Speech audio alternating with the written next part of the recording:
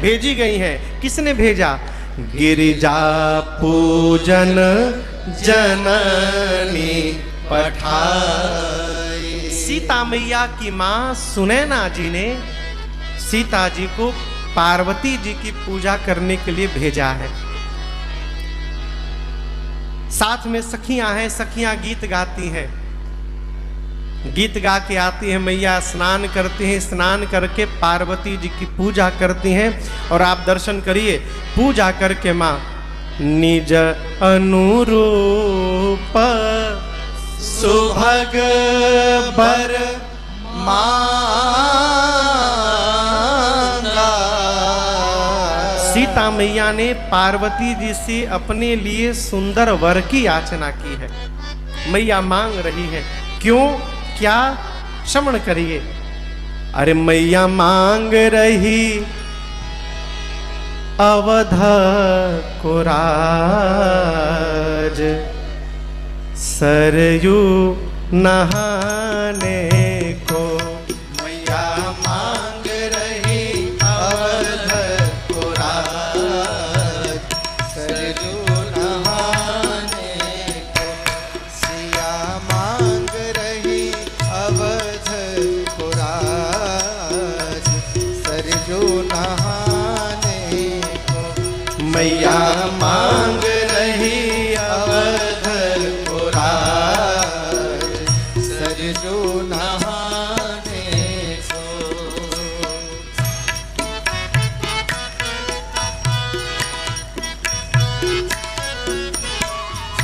रानी कौशल्या जैसी सास सिया मांगे।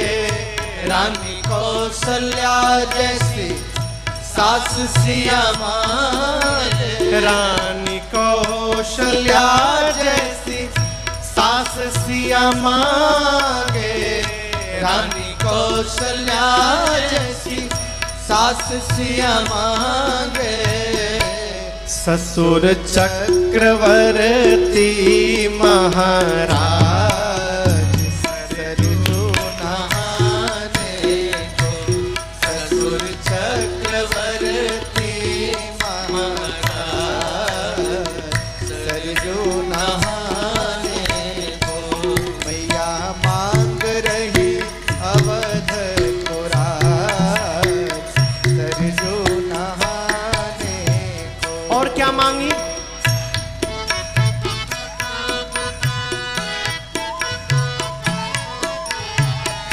देवर भरत लखन रिपुसूदन। देवर भरत लखन रिपुसूदन। देवर भरत लखन रिपुसूदन। देवर भरत लखन रिपुसूदन। मांगे स्वामी हो, मांगे स्वामी राम रघुराज, सरयू नहाने को। मांगे स्वामी राम रघुराज, सरयू नहाने को। मैया मांग रही अवध को राज, सरयू नहाने को।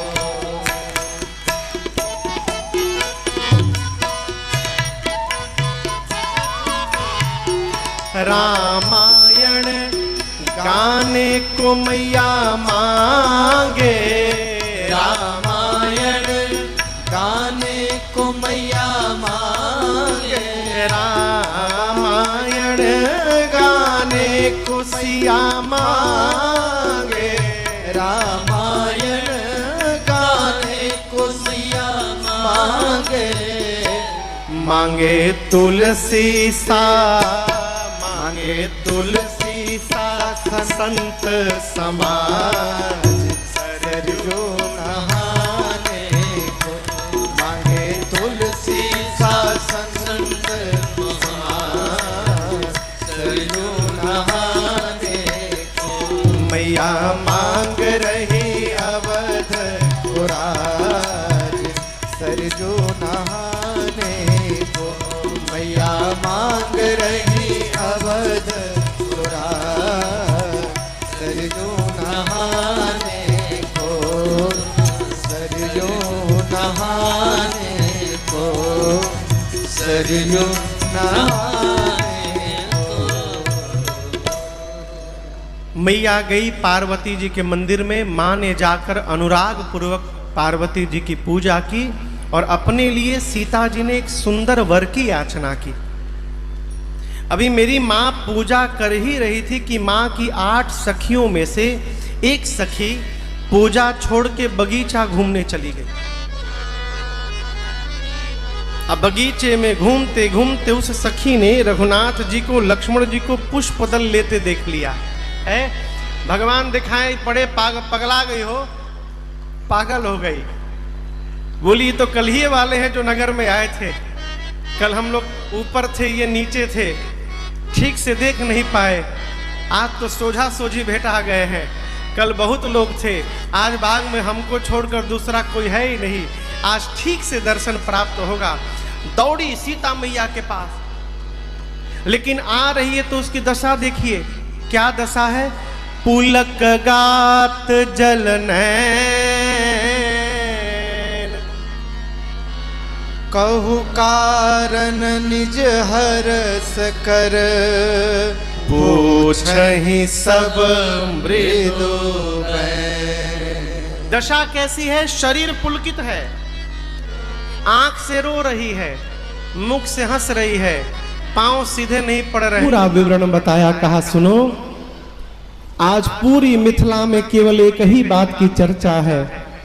बरनत छवि जहां तहां सब लोग, जहां तहां मिथिला में जाओ, जहां भी जाइए, आज केवल इनके ही रूप की चर्चा हो रही है।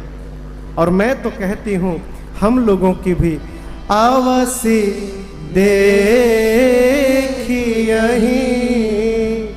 देखन जो। संसार में एक यही है जो देखने योग्य है।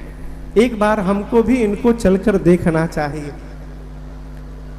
मेरी माँ उस सखी को आगे करके, गोस्वामी जी कहते चली अग्र करी प्रिय सखी सोई। उस प्रिय सखी को आगे आगे करके मेरी माँ बाकी सखियों के साथ उसके पीछे चली। जीवन में उसी व्यक्तित्व का पीछा करिए जो लक्ष्य को प्राप्त करके बैठा है। नहीं तो भारत का स्वभाव है राय देने का। जिसको लिखने भी नहीं आता वो भी सजेशन देता है, एमबीए करना चाहिए तुमको। अरे आप क्यों नहीं किए भाई?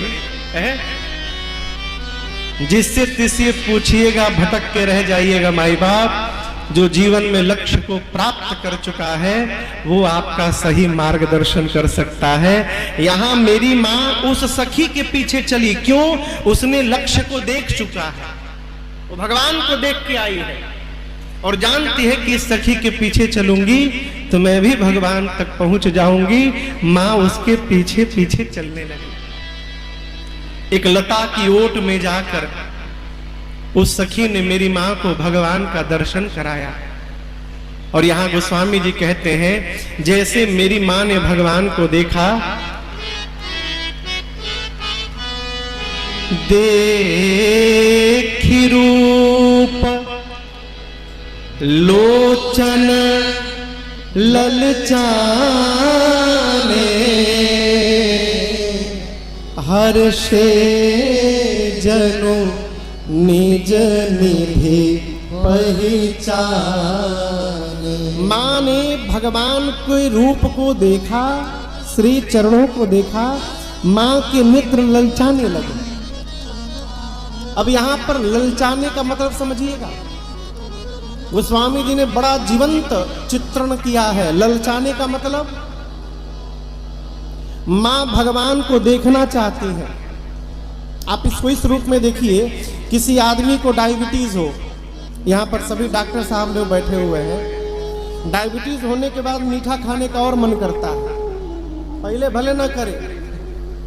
अब किसी को डायबिटीज हो नॉर्मल हो थोड़ा आगे पीछे तो दबा भी लेता है। सुबह सुबह टेस्ट किया, पता चला 400 डायबिटीज है। दोपहर में रिश्तेदार के घर गया, प्लेट में गरम गरम गुलाब जामुन आ गया। अब बताइए क्या बीतेगी उसके ऊपर। अब मन हो रहा है खाने का, तब तक रिपोर्ट याद आ रहा है, सुबह ही टेस्ट कराया हो 400 डायबिटीज है। तुम देखेगा, सोचेगा मन खराब हो रहा है, हटाओ क्या देखेगा। फिर सोचेगा अरे देख खा नहीं पा रहा हूँ, कम से कम देख के तो आत्मा तृप्त कर ही सकता हूँ। ये बार बार देखना और हटाना, इस विधि का नाम है ललचाना। भगवान के रूप को देखकर मेरी माँ के नेत्र ललचाने लगे, अर्थात माँ देखना तो चाहती है लेकिन मन में सोचती हैं कि सखियां क्या सोचेंगे। आज सीता एक पराये पुरुष को टकटकी लगा के देख रही है, तो माँ भगवान को देख के नेत्र झुका लेती है, फिर देखती है, फिर झुका लेती है। यहां पर माँ ने एक उपाय निकाला देखने का। गोस्वामी जी कहते सीता जी ने भगवान के स्वरूप को उठाया, अलोचन मग, मग यानी रास्ता मार्ग, लोचन मग राम ही उर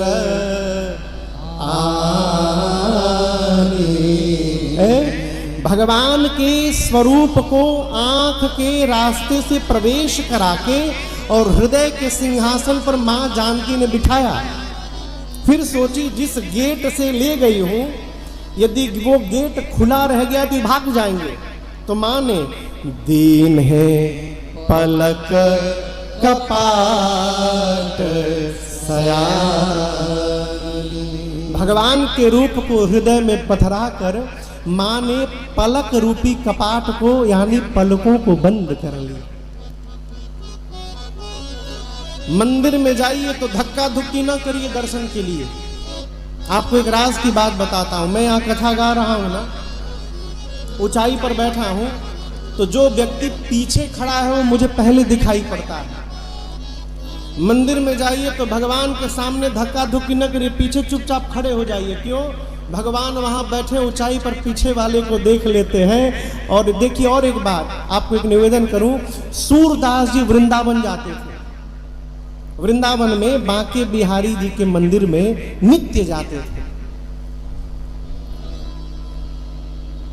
किसी ने पूछा आप तो अंधे हैं, आपको दिखाई तो देता नहीं है, क्या करने जाते हैं? सूरदास जी बोले मैं अंधा हूं, लेकिन वहां मंदिर में जो कन्हैया बैठा है वो अंधा नहीं है, वो देखता है कि मैं रोज आ रहा हूं। हम देखे चाहे ना देखे, परमात्मा ने हमको देख लिया माई बाप, तो हमारा जाना सफल हो गया है। कहीं किनारे खड़े हो जाइए, अब भगवान के स्वरूप को लेकर और इस प्रकार से प्रयास करिए टकटकी लगा के कि भगवान अखियां में छप जाए हो, और ऐसे छप जाए कि घर जाने के बाद भी यदि हम आंख बंद करें तो मंदिर वाले भगवान हमको घर में दिखाई देने लगे। समझिए आपका दर्शन आज पूर्ण हो गया। मां नेत्र बंद करके लगी देखने। अब यहां दर्शन करिए, सखियों को यह नहीं पता कि सीता जी राम जी को ही देख रही हैं। सखियों को लगा कि जानकी जी पार्वती जी को ध्यान में कर देख रही हैं। सखियों ने कहा सीता जी पार्वती जी कहीं भाग रही हैं क्या? बहुरी गौरी कर ध्यान करे हो, ये दोबारा नहीं मिलने वाले हैं। भूप किशोर देख कि न ले, क्यों नहीं देख रही हो? जब सखियों ने कहा तो मां ने नेत्र खोला और मेरे प्रभु को जी भर के निहारा है। मन में मां सोचती कि प्रभु जाने के लिए मत कहिएगा,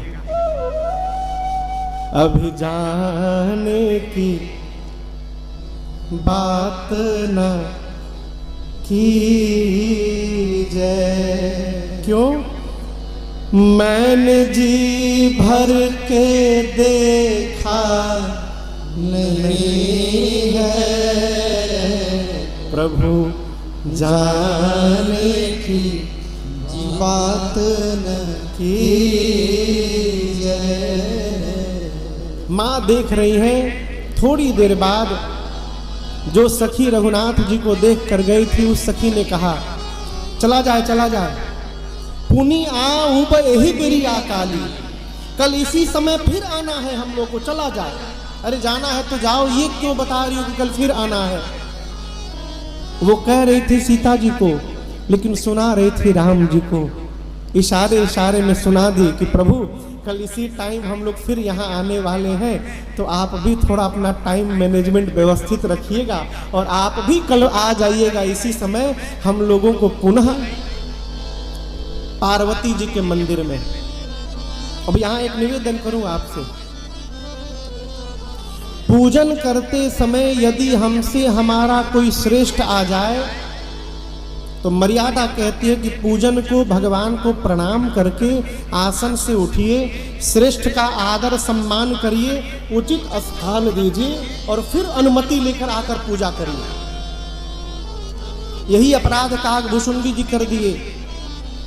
उज्जैन के महाकालेश्वर मंदिर में बैठकर भगवान शंकर का ध्यान में भगवान शंकर की पूजा कर रहे थे, उसी समय उनके गुरु जी आ गए।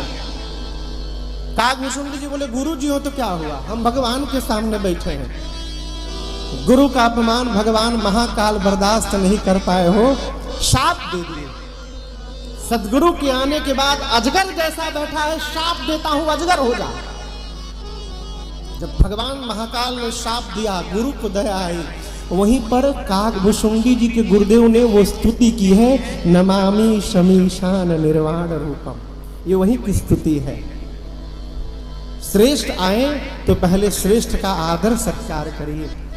माँ पार्वती जी की पूजा कर रही थी, आरती हो गई थी। अब आरती के बाद पुष्पांजलि और स्तुति बाकी थी। तब तक राम जी के आने की सूचना मिली। प्रणाम करके पार्वती जी को गई, राम जी का दर्शन किया, प्रणाम किया। अब वापस पूजा करने के लिए, स्तुति करने के लिए मंदिर में पार्वती जी की पहुंची।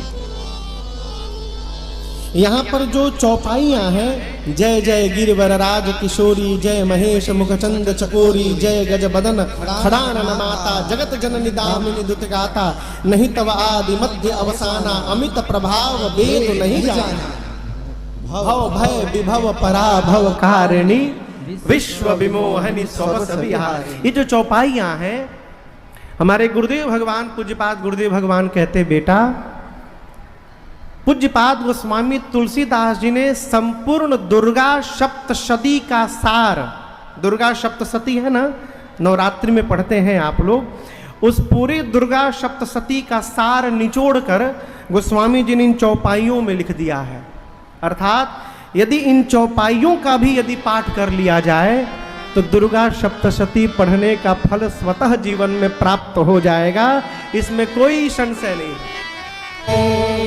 माँ जानकी गई, जाकर बोली, हे गिरिराज पुत्री आपकी जय हो, हे शिव जी की प्रिया आपकी जय हो, हे गणपति कार्तिकेय जी की अम्बा आपकी जय हो। माँ आपके न प्रारंभ का पता, न मध्य का पता, न अंत का पता, आपके अमित प्रभाव को माँ सरस्वती और वेद भी नहीं जानते। माँ संसार में पतिव्रत धर्म में निपुण स्त्रियों की यदि गणना की जाए, आपका स्थान प्रथम आता है। माँ आपकी सेवा करके जीव सब कुछ प्राप्त कर सकता है।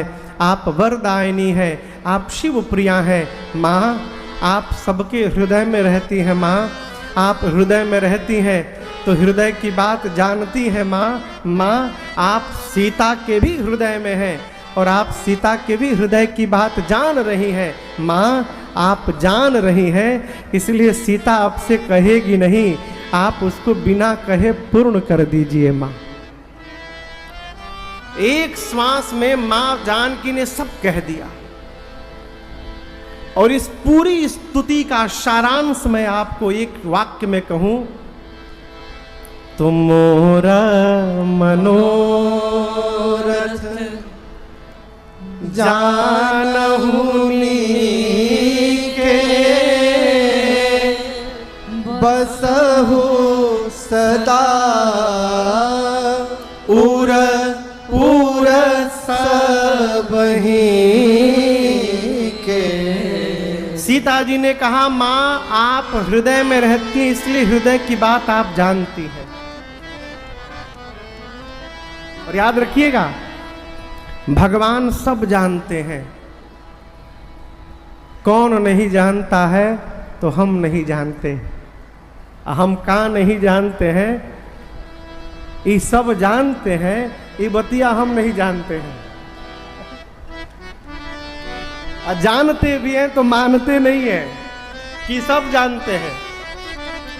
जिस दिन इस बात का विश्वास हो गया कि भगवान सब जानते हैं, उस दिन से भगवान से मांगना बंद हो जाएगा। क्यों? जान ही रहे तो क्यों मांगना? मांगने का अर्थ है कि हमको विश्वास ही नहीं है कि भगवान सब जानते हैं। सीता जी इतना बोली, अब पार्वती जी के पांव को पकड़ के बैठ गई। आप देखिए यहां भवानी जी हैं,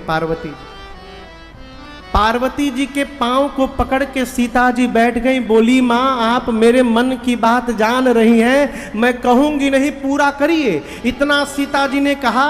और पूजन के समय जो सीता जी ने माला पहनाई थी, पार्वती जी के गले की माला खिसकी और सीता मैया के आंचल में गिर गई।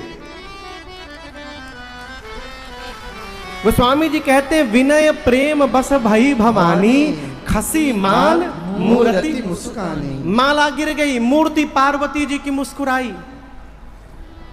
मंदिर में गए आप किसी भी मंदिर में, और पुजारी जी मंदिर के बिना मांगे बिना बोले अपने मन से ठाकुर जी की माला उठाकर और आपकी झोली में डाल रहे हैं, तो याद रखिएगा ये पुजारी जी नहीं दिए हैं, ये ठाकुर जी ने आपको प्रसाद भेजा है, आपकी मनोकामना पूरी। ये संकेत है। पूजन किया आपने, भगवान की माला गिर गई, प्रसाद है उठा लीजिए। यहां पार्वती जी की मूर्ति मुस्कुराई। अब मूर्ति मुस्कुराकर पार्वती जी की माँ ने सीता जी से कहा, सीता जी अपनी भावना के अनुरूप मेरे भगवान का दर्शन किया है। जनक जी ने धनुष यज्ञशाला की रचना का दर्शन करा के सबसे ऊंचे सिंहासन पर राम लक्ष्मण जी को बगल के छोटे छोटे सिंहासन पर और सबसे बड़े सिंहासन पर बीच में विश्वामित्र जी को बिठाया। जनक जी ने सीता जी की सखियों को आदेश दिया, सखियां मेरी माँ को लेकर आई है, माँ के हाथ में जयमाल। सीता मैया आई, जाकर अपनी माँ सुनैना जी के पास खड़ी हो गई। अब जनक जी ने अपने बंदी जनों को आदेश देते हुए कहा कि सभा के मध्य में खड़े होकर और उपस्थित समस्त राजाओं के मध्य मेरा प्रण सुनाया जाए। जनक जी के बंदी जन आए और बीच में जाके खड़े होके बंदी जनों ने हाथ को ऊपर उठा लिया। बोले बंदी बचन बरा, सुनहु सकल महिपाल,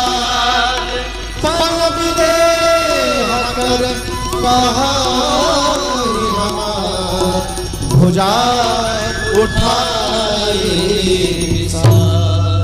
बंदी जनों ने कहा, हे दीप दीप से आए राजा महाराजा, शिव के पिनाक को ध्यान से देखिए। ये वही पिनाक है जिसको रावण और बाणासुर ने स्पर्श तक नहीं किया, गवाही सिधारे। इस धनुष की कठोरता पूरे विश्व में विदित है। आज इस राज समाज में से जो भी इस धनुष की प्रशंसा को चढ़ाएगा और धनुष को तोड़ेगा, त्रैलोक्य में उसकी कीर्ति फैलेगी। और हम कहते हैं, हमारे महाराज जनक जी की लाडली जानकी जू बिना कुछ विचार किए उस वीर का वर्ण कर लेंगी। यही हमारे महाराज जनक जी की प्रतिज्ञा है। बंदी जनों ने जैसे प्रण सुनाया, कई राजा खड़े हो गए। बंदी जनों ने कहा, इतने राजा क्यों खड़े हो गए? सब बैठो, एक एक करके आइए। सबसे पहले जो राजा बैठे थे उनसे कहा गया, चलिए आप धनुष पे तोड़िए। गोस्वामी जी कहते, राजा से कहा गया, राजा पहले उठे, सबसे पहले कपड़ा बांधे, परिकर बांध उठे, खड़े भय धोती बांधे, कहीं खुली न जाए। जाने के पहले थोड़ा व्यायाम किए, मुकुट सम किए और अपने इष्ट देव को प्रणाम किए। मन में बोले, प्रभु जा रहा हूं, कृपा करिए टूट जाए हमसे। उस सभा में कम से कम 10,000 राजा थे। कितने राजा थे? एक राजा जब अपने भगवान से प्रार्थना करता है, प्रभु टूट जाए हमसे, तो जो 9,999 राजा बैठे वो अपने अपने भगवान से, प्रभु बचैया, एकरा से ना टूटे। अब कहां एक राजा, कहां 9,999 राजा। जिन राजा को कहा जाता है, गोस्वामी जी कहते राजा तमकी तकिसी बधन धरई करोड़ों प्रकार यत्न करते हैं राजा, बैठकर लेटकर, परंतु धनुष तिल मात्र नहीं खिसका। धनुष के हाथों अपनी कीर्ति वीरता गंवाकर राजा सिर नीचे झुकाकर वापस जाने लगे। दूसरा राजा चला है पूरा एकदम मैं तोड़ के दिखाऊंगा। तो जो राजा वापस जा रहे थे वो मन में हाँ जा जा जा जा उठैब तो बुझाई पहुंचा हो जा। एक एक करके राजा आते गए हो, तोड़ना तो दूर कोई धनुष को तिल मात्र खिसकाया भी नहीं।